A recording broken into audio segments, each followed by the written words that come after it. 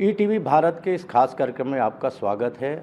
आज हम बात करेंगे छत्तीसगढ़ राज्य महिला आयोग की अध्यक्ष किरणमयी नायक जी से, जिन्होंने एक बड़ी उपलब्धि हासिल की है। कोरोना काल के दौरान पूरे देश भर में छत्तीसगढ़ महिला आयोग का जो कामकाज रहा उसे काफ़ी सराहा गया और नंबर 1 का स्थान उसको दिया गया।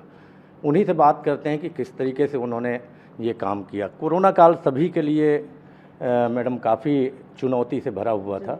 उस दौरान भी आपने इस तरीके से काम किया, जबकि ऑफिसेज लग नहीं रहे थे, लोग आ नहीं पाते थे। किस तरीके से आपने जो शिकायतें आती थी उसको कैसे उनका निदान किया? देखिए, ऐसा है कि कोविड काल में जो शुरू के 2-3 महीने थे स्ट्रिक्ट लॉकडाउन था। फिर उसके बाद जब थोड़ा सा लिबरल हुआ, रिलैक्स हुआ, तो ऑफिस वर्क चालू हुए। उसी बीच जुलाई 2020 में मेरी नियुक्ति इस पद पर हुई। तब हमने शुरुआत रायपुर से किया कि जो पेंडिंग मामले थे उनकी सुनवाई करने का। और यदि हम पूरे प्रदेश भर के लोगों को सिर्फ रायपुर में बुलाते तो वो तकलीफ देह होता पक्षकारों के लिए भी और सुविधाजनक भी नहीं होता। इसलिए हमने कोशिश ये किया कि जिन जिलों की शिकायतें हैं उन जिलों में ही जा कर के कैंप लगा कर के सुनवाई किया जाए। और ऐसा ही हमने किया कि हमारे यहाँ से टीम जाती थी 2 गाड़ियों में और हर ज़िले में हमने कैंप लगाया। तो उससे हुआ ये कि जो महिलाओं के पेंडिंग आवेदन थे उनका निपटारा तेज़ी से हुआ और उसमें जो एप्रिसिएशन मिला और जो लोगों को रिलैक्सेशन मिला, उसका नतीजा ये रहा कि हमारा भी हौसला बढ़ा। पहले हम 15-20 केसेस की सुनवाई एक दिन में करते थे, फिर 30-40 केसेस की करने लगे। और ज़िलों में जाके सुनवाई करने से फ़ायदा ये हुआ कि दोनों पक्षों के लिए ज़िला मुख्यालय में पहुंचना आसान होता था और दोनों पक्षों को समझाइश दे करके, काउंसलिंग दे करके, वकालत के जो अनुभव हैं उसका फ़ायदा और नुकसान बता करके दोनों पक्षों के बीच में समझौते की हम लोगों ने तेज़ी से पहल किया और उसका परिणाम भी बहुत सकारात्मक मिला। जब मैंने ज्वाइन किया था तब 582 मामले पेंडिंग थे। मुझे लगा कि ये मामले ख़त्म हो जाएंगे, परंतु जितना हमने तेज़ी से काम किया और मीडिया ने जितनी तेज़ी से उसके रिज़ल्ट सबको जानकारी दिए, तो उससे और 4 गुना तेज़ी से हमारे पास मामले आने लगे। वजह, उस बीच में कोविड काल में कोर्ट में मामले पेंडिंग थे, लोगों की सुनवाइयाँ नहीं हो रही थी। तो जो नए आवेदक थे उन लोगों को पता चला कि यदि मामला कोर्ट में है तब तो यहाँ सुनवाई नहीं हो सकती है, लेकिन फ्रेश आवेदन जिनका कोई प्रॉब्लम कोर्ट में, पुलिस थाने में नहीं, वो हमारे पास लगा सकते हैं। तो इसलिए फिर हम उन लोगों ने आवेदनों की संख्या हमारी बढ़ी। मतलब मेंटेनेंस के मामले, डावरी के मामले, दहेज सामान वापस करने के मामले, संपत्ति के बंटवारे के, भरण पोषण के, हर तरह के मामले हमारे पास लगने लगे। और हमारे पास हम यहाँ अपने यहाँ वकीलों को अलाउ नहीं करते हैं। दोनों पक्षकारों को आपस में सुन लेते हैं। उनको एक पैसा यहाँ खर्च नहीं लगता है। उनका आवेदन बस कागज़ में जो देते हैं बस वही लगता है और 2 से 3 बार की सुनवाइयों में हमारे यहाँ कोशिश होती है कि मामले ख़त्म हो जाएं। तो एक तरीके से आपको लगता है कि जो लोग थे, खासकर पीड़ित जो महिलाएं होती हैं, उनका भरोसा आपने जीता है, आपके आयोग ने जीता है, तभी इतने मामले इस तरीके से। बिल्कुल, ये बात सही है कि पूरे छत्तीसगढ़ में लगभग मिनिमम तो 2 बार हम जा चुके हैं और कई ज़िले ऐसे हैं जहां हम 4 से 5 बार, क्योंकि कुछ बड़े ज़िले हैं जहां मामले ज़्यादा होते हैं, तो 4 से 5 बार बाहर के ज़िलों में सुनवाइयां हो चुकी हैं और हर तरह के मामले यहाँ पर हो रहे हैं।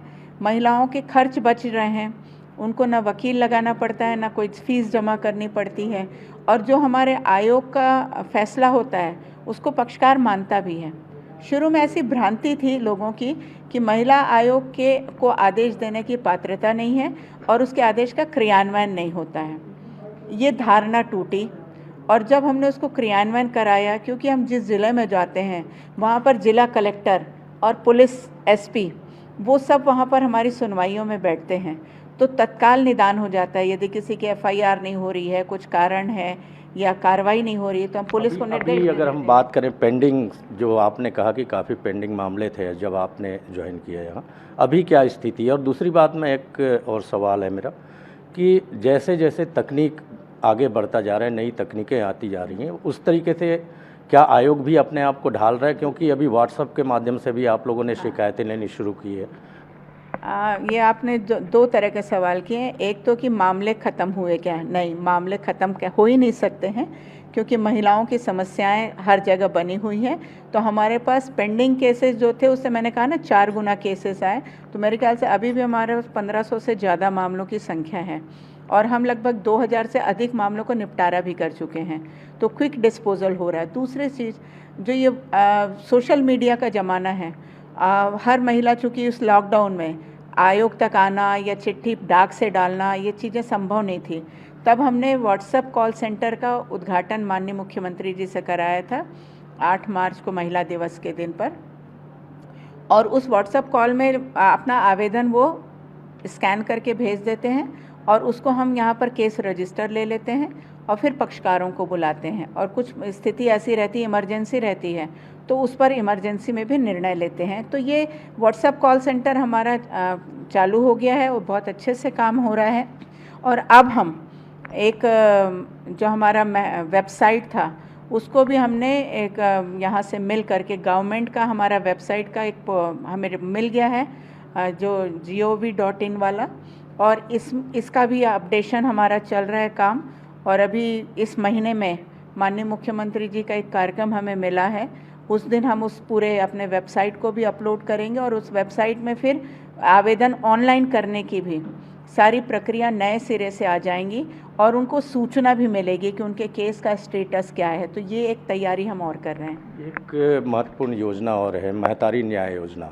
ये योजना किस तरीके से संचालित होगी, क्या रूपरेखा आप लोगों ने इसकी बनाई है? देखिए, एक्चुअल में कहा जाए तो महिला आयोग के पास में पूरे प्रदेश के लिए काम करने की तो रहते हैं संभावना, परंतु हमारे पास इतना बजट नहीं होता है। तो हमने माननीय मुख्यमंत्री जी से एक निवेदन किया था कि हर जिले के डीएमएफ फंड से कुछ बजट सीधे महिला आयोग को मिले, और इसके ऊपर हमें शासन स्तर पर स्वीकृति मिल गई है।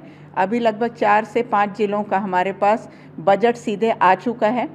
उस बजट को, जिस ज़िले का बजट है, उसी ज़िले में हम महतारी न्याय रथ के माध्यम से खर्च करेंगे।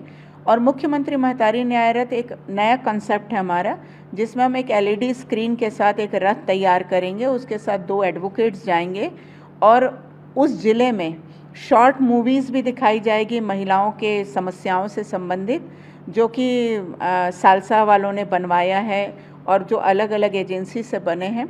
और उसके साथ मैसेजेस रहेंगे माननीय मुख्यमंत्री जी के, मंत्री जी के, हमारे सदस्यों के, और वो हमारे सदस्य इसको मॉनिटर भी करेंगे और यहाँ की एक टीम मॉनिटर करेगी और जिला महिला बाल विकास अधिकारी इसका रूट बनाएंगे और जिस ज़िले का जो पैसा है वो पूरा का पूरा उस ज़िले में ही खर्च किया जाएगा।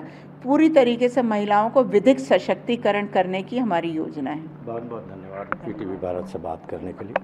तो किरणमयी नायक जी ने साफ तौर पर बताया है कि किस तरीके से लॉकडाउन के दौरान भी उनका आयोग जो है वो काम करता रहा और एक रिकॉर्ड कायम किया इस दौरान में। पूरे देश में पहले नंबर पे रहा जो शिकायतें होती उसके निराकरण को लेकर।